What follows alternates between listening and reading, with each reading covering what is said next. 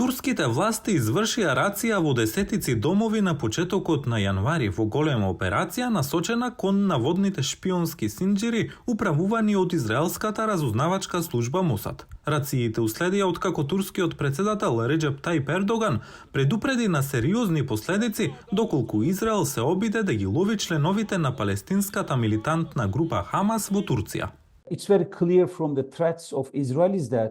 Од заканите на израелците е многу јасно дека Турција е избрана како место за напади врз Хамас. Во овој случај турското разузнавање уште во првиот момент и со зборовите на председателот ги предупреди израелските разузнавачи во Анкара дека не смее да има никаков чин. Но веднаш по ова предупредување следеше и политичко предупредување за што беше идентификувана разузнавачка организација и активираните келии на Мосад во Турција. Израел не ги коментираше апсењата, но израелските воени лидери и владините министри ветуваат дека ќе ги пронајдат инволвираните во нападот на Хамас врз Израел на 7 октомври, каде и да живеат. Со оглед на тоа што Ердоган е силен поддржувач на Хамас, често опишувајќи го како ослободително движење, аналитичарите велат дека Турција се смета за веројатна локација за Израел да ги лови сите кои имале улога во нападите на 7 октомври.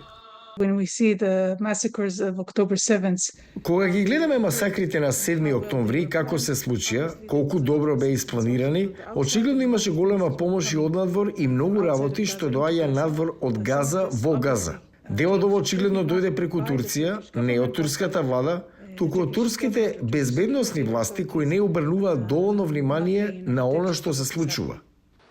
Ова не е првпат турската разузнавачка агенција МИД да се судри со израелски Мосад, но двете застрашувачки разузнавачки служби исто така неодамна соработуваа во спречувањето на иранскиот заговор против израелците. Дефинитивно видовме добра соработка меѓу Мосад и МИД.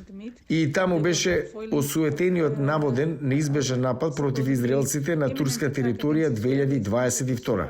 Значи, овие организации исто така се познати дека соработуваат. Мислам дека имаат голема почит една кон друга.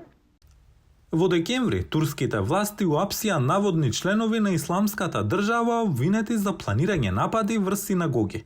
Додека војната во Газа продолжува, експертите велат дека Анкара е решена да го спречи конфликтот да дојде во Турција.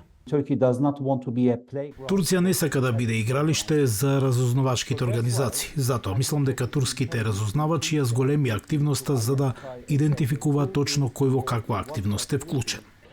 Турција беше сведок на терористички напади и атентати во минатото, нанесувајќи му тежок удар на туризмот и пошироката економија.